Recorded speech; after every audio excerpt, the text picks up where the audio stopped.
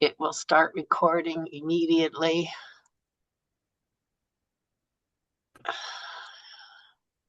People will start coming in. Okay, sorry we started a little late. Please, if you could type in the chat box where you are located, just to get an idea of where everybody is. That will help with our presentation. My name's Dr. Jackie Jacob. I am the coordinator for the Small and Backyard Flocks Community of Practice, which is the National Cooperative Extension Service Program online. And we, as part of our program, we do these monthly webinars. And this month we have been honored to have Dr. Eric Gingerich, a veterinarian, from Diamond V Cargill. I'm not sure how that works. Yeah, right. He does a lot of work with avian influenza, has a newsletter and everything else. So today he's going to be talking to us about avian influenza and specifically the vaccination possibilities. Everybody keeps asking, why aren't we vaccinating to get rid of avian influenza? And, is that even possible to do? So, Eric, it's all yours. I will be on mute when he's making the presentation. And if there is a question you have, just type it in the chat box or the Q&A box. I will be monitoring those. If the question is relevant to what he is talking about at that moment, I will pop up and ask the question. Otherwise, we'll save it to the end. But if you're like me, you forget if you don't type it in right away. So feel free to do so. So if you don't see me, that's a good thing. But you can type in to the Q&A or the chat box, and I will be monitoring those while I am muted. So it's all yours, Dr. Gingerich. Okay, can you see the screen? I can, yes. Okay, great. Yeah, like Jackie said, going to be talking about avian influenza and the possibility of using a vaccine to control it. I'd little information about me. I've been a poultry tech service vet for 48 and a half years.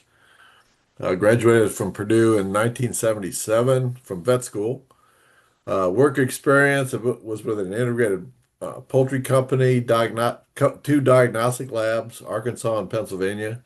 Primary breeder for 17 years, DeKalb Poultry, and then recently I started 2010 with Diamond V, and then Cargill bought Diamond V in 2018, so I've been with them ever since. I am partially retired. I'm down to 6 days a month, so I'm still somewhat active. I go out to some farms and visit with customers and things like that. So, um, my outline today is, let's see, come on, stay there. Uh, Going to have some background information about HPAI, the situation today, and this last outbreak covers 2022 to today. Some control methods that are being used, preventative methods, some vaccines that are available, possible vaccination schedules. Why is there a reluctance to use vaccines? Requirements if we do use vaccines, and then a summary, and we'll hopefully have time for questions. This high path AI is a very deadly disease to all avian species, or most avian species. Some waterfowl do tolerate it and don't die, but others do. And there are a lot of mammals that are have been highly affected, seals and walruses and things like that, including humans. A few humans have died from this, but it's pretty rare at this point. We're all hoping that this doesn't mutate to become a pandemic in humans, but that's a real possibility that some researchers have brought up. The infection is by the respiratory route. It's shed in both the respiratory and fecal route. So feces is a very common way for this to get spread around. And birds are infected. They defecate around the houses, like wild birds. They defecate around the houses, and that can be tracked in or blown in by the wind on dust, spread by contaminated fecal dust, by footwear, hands, wild birds, rodents, airborne materials like feathers, uh, dust, plant materials, like out in a cornfield. If it is on corn stalks, for example, and they get blown into the house or in the neighborhood of the house. Inanimate objects like feed sacks, buckets, tools, etc., are all possibilities of spread. Feed trucks, tires. The signs of high path AI in birds, we see depression, a lot of depression, just typical sick bird. You may see swollen heads and wattles because it does affect the circulatory system. Uh, if you have birds in production, egg production, they will drop significantly in egg production. You might see some severe coughing, nasal exudate, and a lot of times it's just acute death. I know one flock of layers in Missouri. The gentleman found two birds out of 20,000 on a Friday. Saturday morning, he found, I think, 200 or 600. And he did not pick up the dead on Sunday, but on Monday, he had lost three-fourths of his birds already. So it's Okay, that quick John, and can, I have a question. A lot of people always ask, what do you mean by depression? I mean, what's a depressed chicken? in the picture is a depressed chicken. I mean, the eyes are closed, they're droopy. Um, they just they're not moving around normally. Um, that's that picture says 1,000 words. And, that picture could be ammonia birds. I've seen birds with ammonia birds. They're very, very much depressed as well. But it's just a bird that looks sick. Okay, So, people often ask that, so I just thought I would yeah, ask. that picture is, shows what a depressed bird looks like. Okay. A few things about the virus. Birds' resistance to infection. Young birds are a lot more resistant to old birds. That's probably why we don't see very many broilers affected because they're relatively young. They're like 6, 7 weeks before their end of life. We see very few broilers and very few pullets. We do see a lot of layers, and turkeys are an exception. They can be 7 weeks old. They're very susceptible. They're a lot more susceptible than chickens for whatever reason. Cold, the virus survives very well in cold. In fact, that's how we store the virus in the laboratory. We store it under like 170 degrees Fahrenheit, and it stays alive. Whereas heat kills it off pretty well. Although we do see a lot of the avian influenza problems in hot climates, but it's survives in the birds and can survive a short period of time and still be infective. It likes wet and foggy conditions. It does not like dry conditions, so drying helps reduce the survivability of the virus. Cloudy conditions, sunlight is its enemy. Sunlight or UV light will kill the virus. UV light kills a lot of different things, bacteria and viruses. So. This is a multi-species disease. Um, like I said, we have a lot of species that could be involved with the mutations and infections with avian influenza. We just re this in 2024 we had the jump from wild birds to dairy cattle, and I've got a slide on that. Started in 2024, we had a significant transmission of from infected dairy herds to egg layers in Texas, Michigan, California was very significant. 80% of the outbreaks of high path AI in poultry were dairy related. This is the data on the dairy infections. As you can see in 2024 in March, Texas started in Texas with seven herds, then moved to Michigan and Kansas through movement of cattle, and then from there, it just exploded in Michigan. Went into 18 herds, and that's when we saw a very significant amount of high path AI in turkeys and layers. Also in Texas, we had some as well. So, and since then, it's kind of calmed down. But California had a whole lot of herds infected. It's like 773 as it shows up there. Back in September, October, November of 2025. I think that's 2024. I'm sorry. Um, and there was a lot of transmission from those herds to poultry. But since then, they've got now have a surveillance program started that they check bulk milk tanks by PCR testing, and they're monitoring the situation. And there are very few outbreaks in herds at this point. I think due to improved biosecurity and things like that. So. The spread of this mainly has been through migratory birds, the major spread of this worldwide and in these recent outbreaks and continued outbreaks. I feel that, the fecal material from these birds that winter up or that they're up north in the summertime, then they migrate south. They spread all this infective fecal material around houses and in fields. Uh, and then from the fields, they can track on tractor tires and then onto the roadways, and then trucks can uh, track that into poultry units, things like that. And I think and it could be blown in. In the wintertime, we have a lot of winds and dust that can be blown in. And that has been proved as one possible route of infection is the airborne route. Rather than, it's not all, tracked in. It's some of it comes through the air inlets.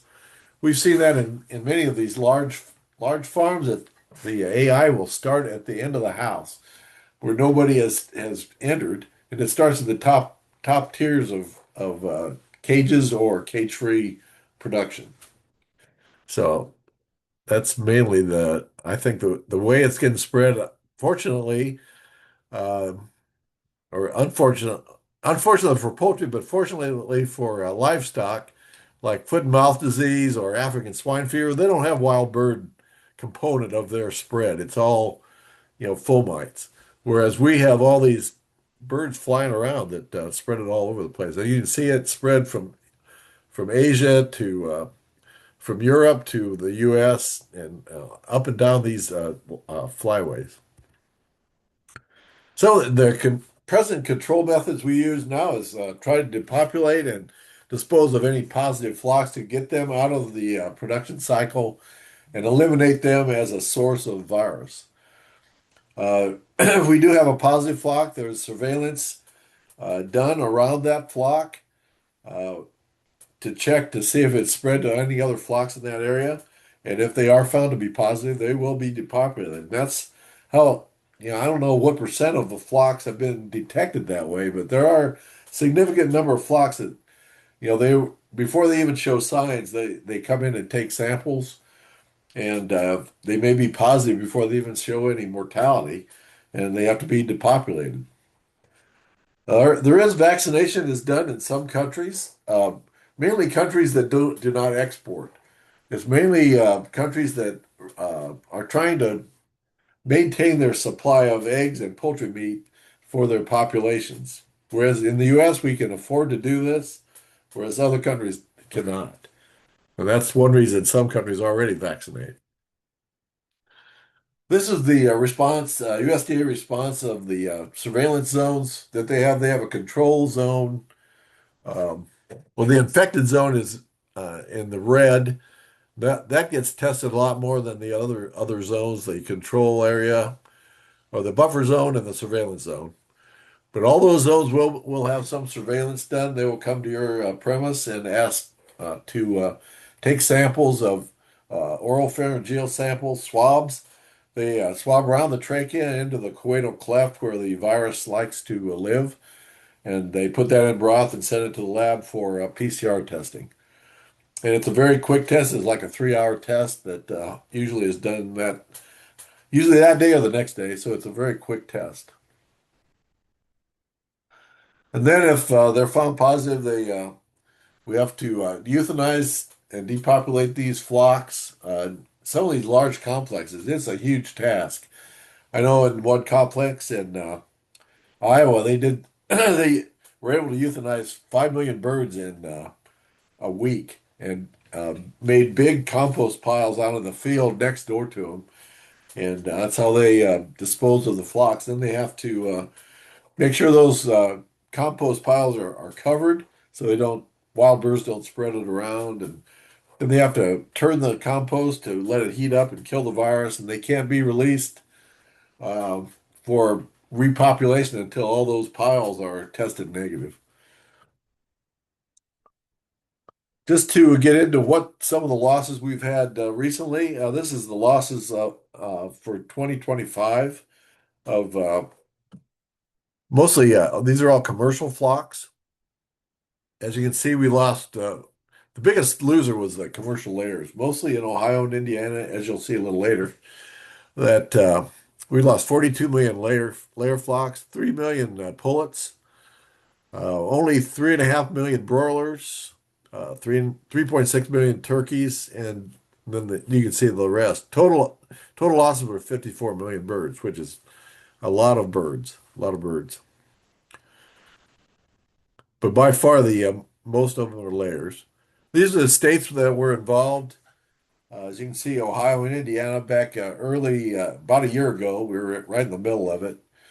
Um, it just went that Western Ohio area is highly populated with poultry, turkeys, and layers, and so there's a lot of losses there. Indiana had some large complexes also in that eastern Indiana area, but more recently we've had losses of smaller flocks in northern Indiana. We've had, man, I didn't look.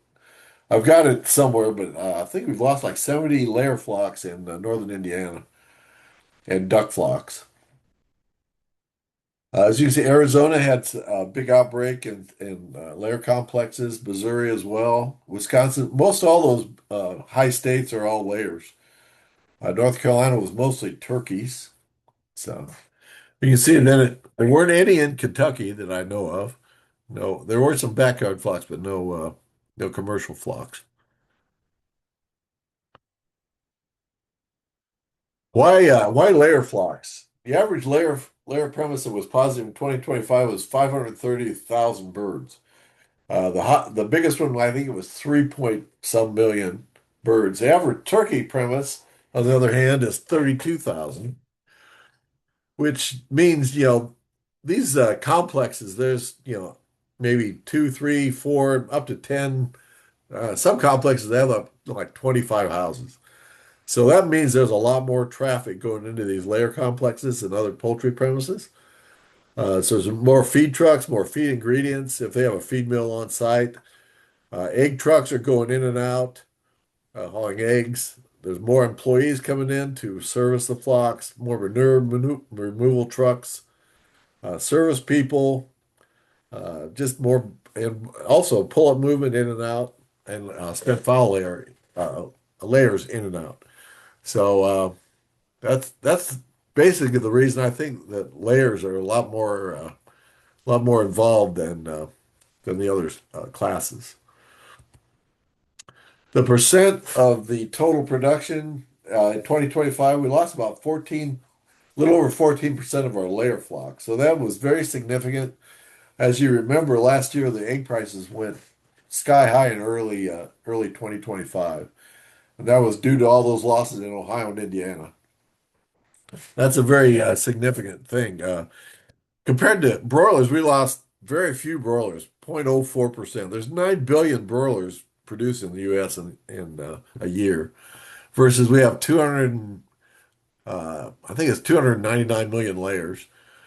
But as you can see, the percent of the flock lost is very low. Even the turkeys were only 1.85%. Uh, so that's not as significant as 14% of layers. These are the number of flocks. Shows the timeline of the outbreak since January of 2023, and it shows a pattern of the fall migration these birds coming down from Canada, the fall migration, and they're carrying high path AI virus with them, and they deposit it in these poultry producing areas every fall. As you can see in December 24 and January 25 was a big number of premises were positive. And we're kind of, December this year was a lot lower. It's showing a lower pattern here. Hopefully that'll continue and drop down pretty quickly, we hope. So it seemed like the fall migration was a little earlier this year. So hopefully that will mean that we have fewer outbreaks, I hope. And this is just to show the layers. They show the same kind of pattern of the fall migration. We had a lot fewer we had a high number in November, and that's due to Indiana. All these small farms in Indiana, it's a highly dense area that it got spread around very easily.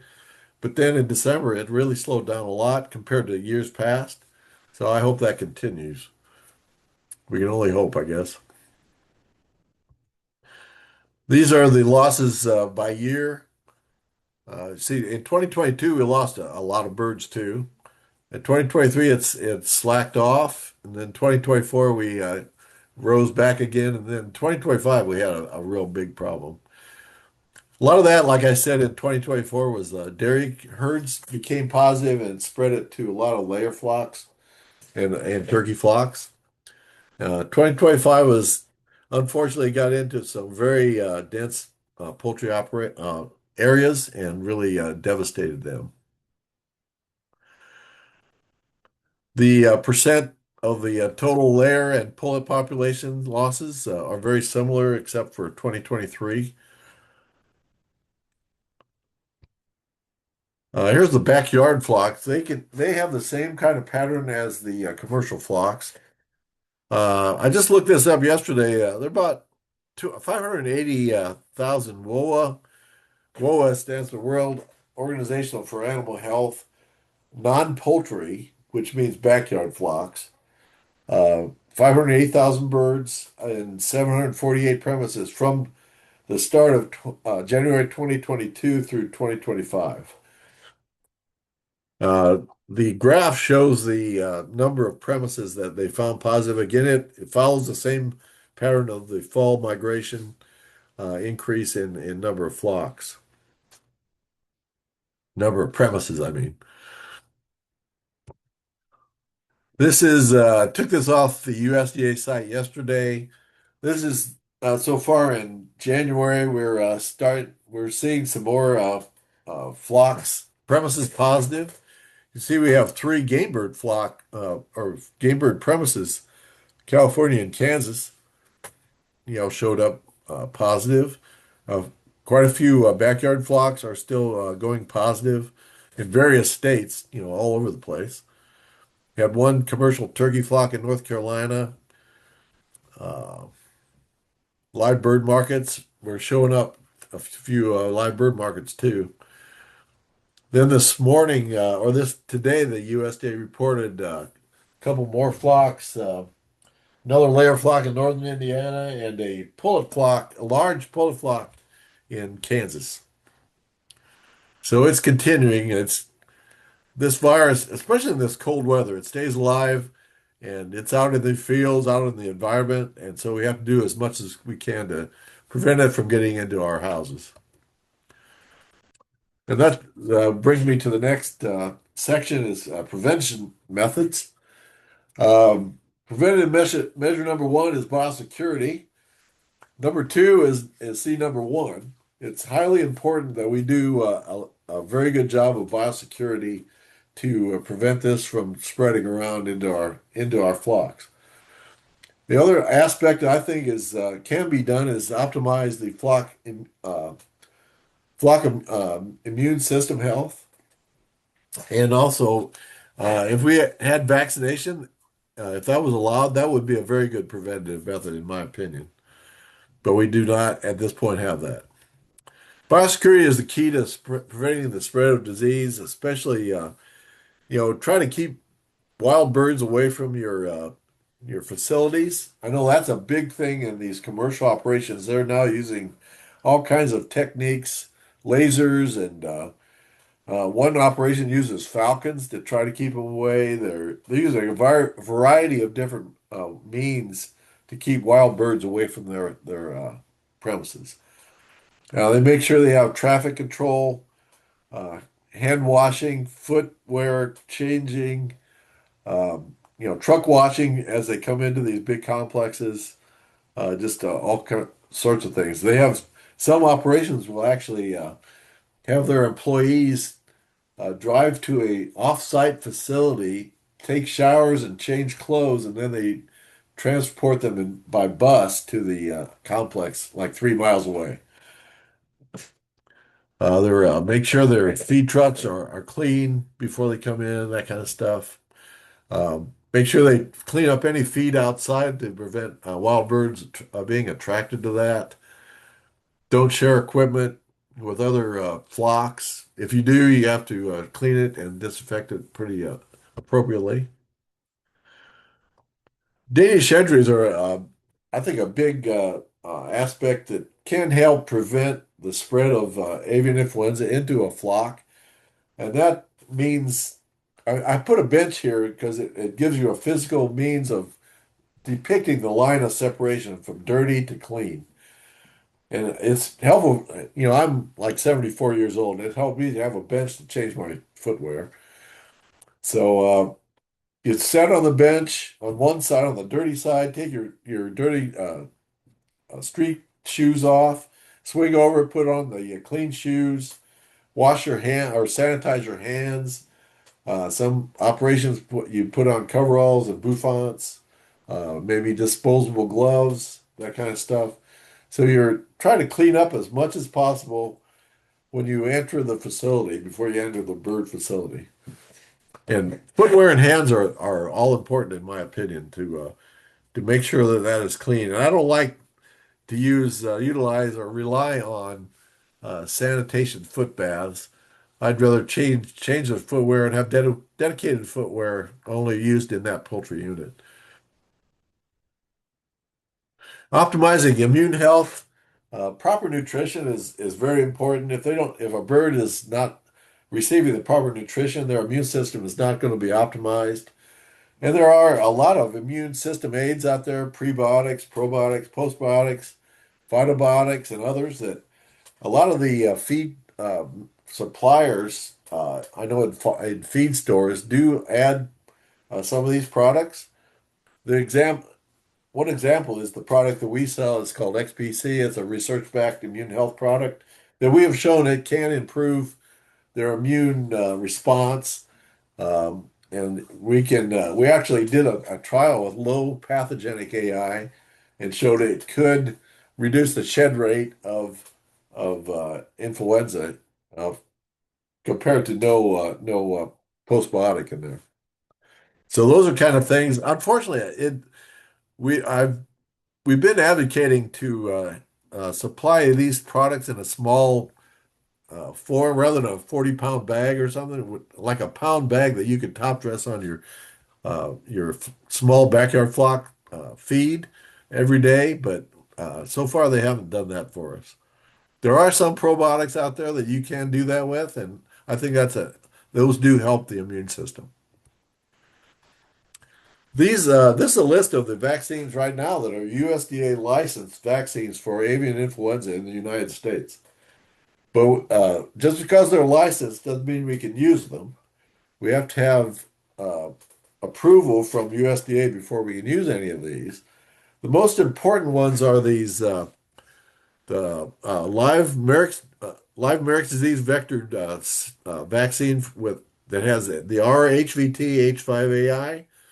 That is the Merrick's vaccine that has the avian influenza antigen attached to it, and also this killed vaccine. It's H5N2 subtype killed vaccine would be very useful for us in layer industry and also turkeys. The broilers would probably only get the live Merrick's vaccine because they're so short-lived. And I'll show you what a vaccination program would look like for layers. This was from the proposed U.S. poultry and egg industry vaccination plan that was put out last April by you can I have a website you can go to if you want to see that. And but it included this proposed vaccination program for egg layers. We would only do it in pullets because you have to handle these birds to give them the killed vaccine at 7 to 15 weeks. We would use the day old Merrick's vaccine, that recombinant vaccine that contains the H5 antigen in it. Use it in ovo or 18 days of incubation or at day one, at day zero by injection. And then we would boost them with the inactivated virus. So it's a non-replicating vaccine that doesn't, it will, neither of these vaccines will spread to other birds and cause disease. This inactivated vaccine will boost their immunity so that it should be able to greatly improve their resistance to the infection and also reduce shed rate, which I have some depictions here of what that might do. Increase what vaccination can do for us, increase the resistance to the effects of the disease. So we'd have reduced morbidity and mortality, for one thing. Um, they would reduce a lot less, or they would shed a lot less virus into the environment, so they likely would not spread as fast or as widely into neighboring houses or within the house or within the complex. We might be able to confine it to one house on a complex and only depopulate that one house and leave the other ones alive and monitor them. And perhaps in some cases, if we have a low exposure rate, this improvement in resistance could mean that we would not have any infection at all. They would totally reduce or eliminate the birds becoming infected. One example, this is just a depiction of what I'm talking about, is the number of virus particles required for infection in non-vaccinated birds and vaccinated birds. So it would take a lot more virus particles to infect a vaccinated bird than a non-vaccinated bird. So if your exposure level was say at 3,000, those birds should be able to not be infected with that level of infection. Like I said, this is not real data, but it's just my idea of depicting what might happen with vaccination. Here's a shed of virus in feces with no vaccination versus vaccinated. We might have 5,000 viruses per gram with no vaccination versus 100 for vaccination. So that means a lot less virus out there to be tracked around or blown around into other birds in the house or other birds on the complex or off the complex. Why is there reluctance to vaccinate? It's because of trade restriction issues. A lot of these or not companies, but countries will not allow any trade if we vaccinate birds. They will not allow us to import or export poultry meat or eggs to their country. They use it it's a kind of a political tool, I think, but that's the reason that they don't allow it. And one of the reasons that it's so important to maintain these trades is that especially the broiler industry relies on this for $5 billion worth of trade a year. Turkeys, not so much, 270 million. Eggs, like 750 million. So total, about $6 billion versus the indemnity per year has been costing about $450 million. So the value of our exports is a lot higher than what they're paying for indemnity. The U.S. government is paying for indemnity. And that's, kind of the reason. So what has been proposed for this vaccination program is to use it. And here's the website that you can go to. Hickman's Eggs put this on their website, but you can use that to download this proposed vaccination scheme.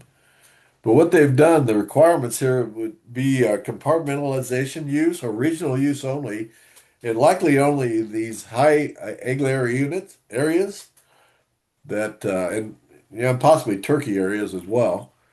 But and not go into a countrywide vaccination program and only use it in those specific areas where we've had problems in the past. I think we missed the boat because last year we had the opportunity in Ohio when they were repopulating these flocks, they could have put vaccinated pullets back into those lair houses and really tested this out, but they failed to respond to that. But it's mostly the trade issues for the broilers that we're trying to avoid. And so if we use it only in high egg layer areas like California, uh, Pennsylvania, the big layer states. The use in backyard flocks has not been discussed. Uh, we're trying to get into commercial use first, and then we'll see what happens after that if we can use it in backyard flocks, maybe in that area. If they choose an area like Western Ohio, maybe all those backyard flocks there would be vaccinated. I'm not sure. The requirements also require continued pressure to improve biosecurity at all times. Anything we can do to prevent spread of this, between farms. Then they would have to have a robust surveillance program for the presence of high path AI. They're talking about monthly testing, um, maybe every 2 week testing of dead birds. So, but that would be required to make sure that we don't have high path AI in the system. So, in summary, um, high path AI has caused a great economic loss and market disruption in the U.S. I feel vaccination would aid greatly to reduce these losses, especially in the layer industry. Trade restrictions have prevented the use of vaccination to date, and to allow this vaccination program to be implemented, we're going to have a great deal of negotiation between trade partners to be able to use a compartmentalized vaccination scheme and allow normal trade for the broiler industry. So with that, I'll take any questions if you have any. We had a question. What is your opinion on the USDA biosecurity audits conducted on Oh, formerly infected flocks and those within the controlled area? oh yeah, I think that I've heard some producers, they say that has helped them greatly to identify those areas where they have not been able, they're deficient in biosecurity. So I think that has been a very big help, and that maybe that's the reason we haven't seen as many premises go positive here recently. But that's a very good program. But I think we need to step it up and continue to put pressure on the this virus, and vaccination. I think would help in a regional situation, regional scheme. I haven't been able to get that website you put there for the report. We can't click What? on your thing, Oh, the I can. vaccination. Yeah, I could send it out to you, and you could share it with them, Yeah, or I I've can got do the that. I've got the PDF. I could send you that. Um, Either way. Whatever works for you, and then when I post the video, I can add that to it. Yeah. Question, among those that we trade with in the poultry industry, are other countries interested in vaccinations as well? Oh yeah. I know Europe has started a well, I've actually vaccinated ducks already, and they're very interested in trying to vaccinate other poultry as well. But they have the same issues apparently. But they have successfully vaccinated some of the duck population there, and really reduced their level of infected flocks. That's But in France, right? in France, yes.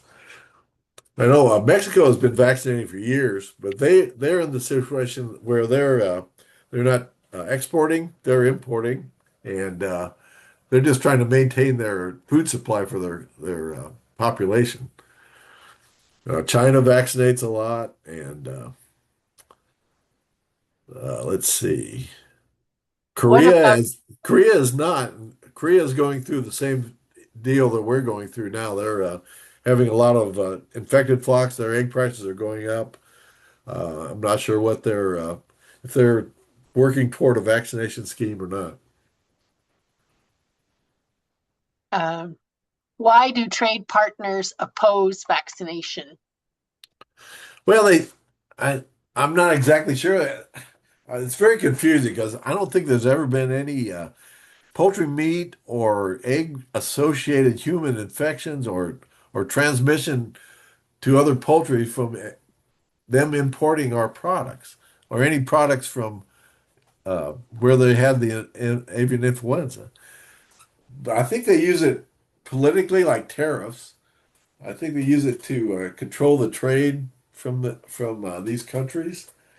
Um, they're afraid that if we vaccinate, we're hiding the virus. So we have to convince them that we're going to be testing these flocks that we vaccinate and make sure that none of them are going to have the be positive, and we're not shipping over meat or eggs from positive flocks that are carrying the virus. Can you tell the difference between a bird that's been vaccinated versus one that's been naturally infected? Yes, that's the reason. Yeah, that's a very good point. It's called the DIVA strategy. I forget what DIVA stands for now. Differentiating infected from vaccinated. I forget what the A is.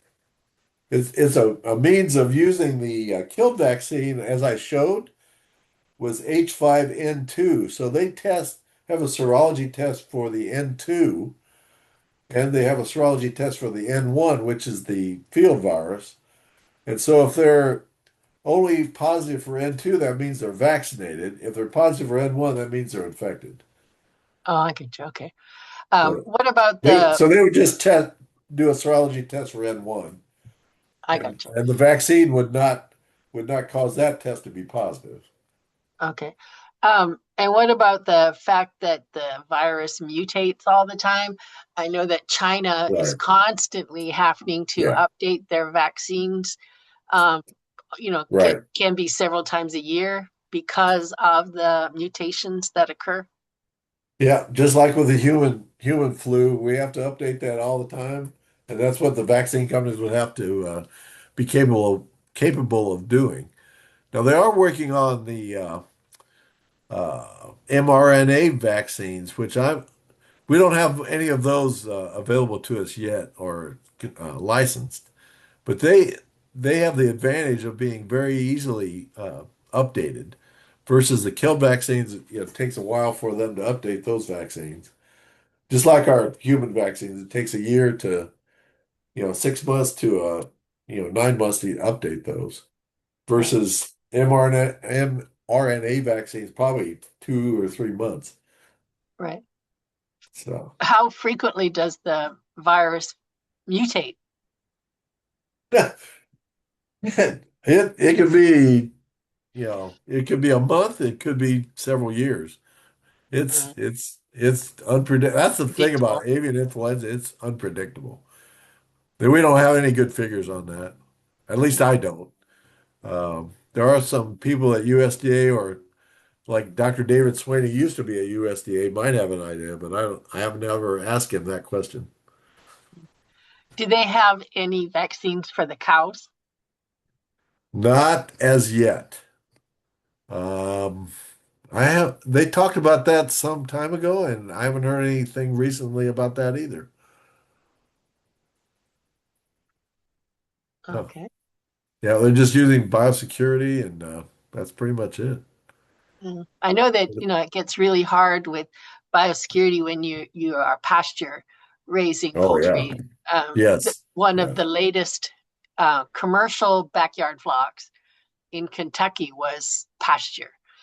And so trying to figure out how to get clearance after the fact, how do you Yeah. decontaminate a pasture? No. Yeah. Yeah, exactly. That's a good question. Uh, there are some. dry disinfectants that could be applied.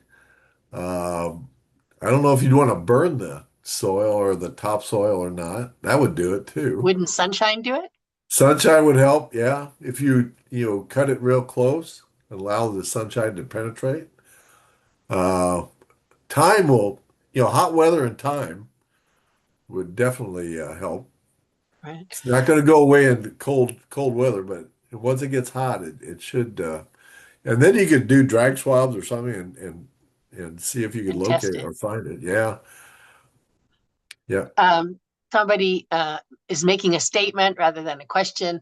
They are a back flock owner here, backyard flock owner, and they would happily vaccinate their flock annually if it was available. They like their right. birds. They even have names, so they would like Yeah, to protect the birds. Um, exactly.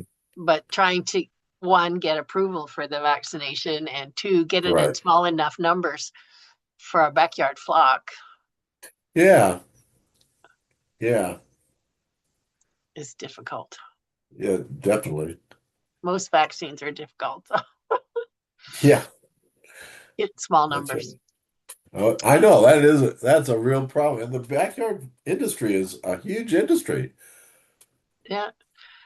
And, just to clarify for the speakers, the WOH definition of poultry is if anything goes off the farm. So if they're selling Right, something, then they are right, considered poultry. If they're not selling anything, then they're not considered poultry. And right. when Non-poultry. Right. they're considered non-poultry, which is, non-poultry poultry makes no sense, but um, it does for the regulations. Yeah. And backyard flocks don't necessarily trigger um, the premises and the surveillance as much as a commercial flock would, based Yeah. on the definitions.